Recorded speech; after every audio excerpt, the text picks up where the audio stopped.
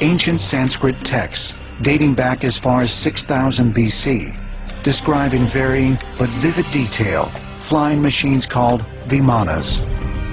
Although mainstream historians believe the vimana texts are myths, many of the documents contain passages that seem to describe modern machinery and technology.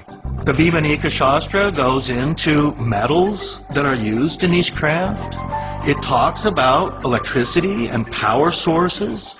It talks about the pilots and the clothing they have to wear. It talks about the food that they eat. It talks even about the weapons that are kept on these airships. The Vimanika Shastra, or science of aeronautics, indicates vimanas used a propulsion system based on a combination of gyroscopes, electricity, and mercury. Is this possible? Mercury is an unusual element.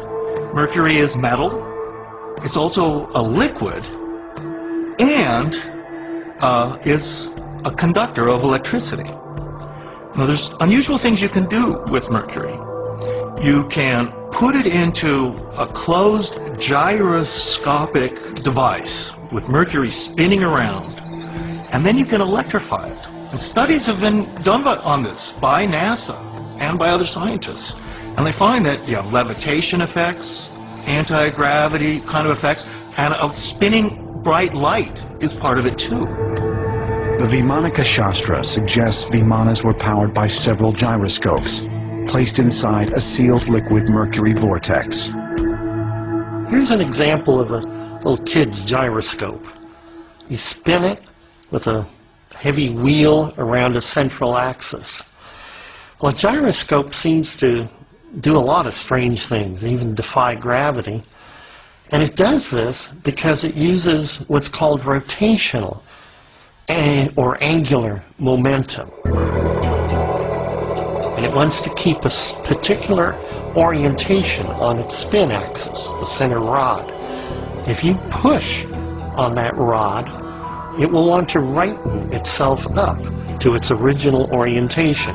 It wants to keep that same angular momentum.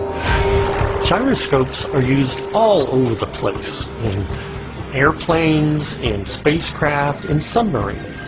This allows them to determine their position based on where they started. They can also use it for finding their velocity or even just the orientation of the vehicle in space.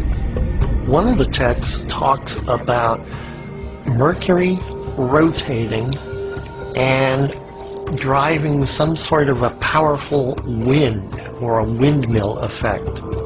That might be some sort of what we call a flywheel energy storage, where you have a spinning disk and then you extract energy from it slowly. That would be the mercury. And then that could be used to drive some sort of a propeller or what we call a ducted fan sort of system, like you have in a hovercraft.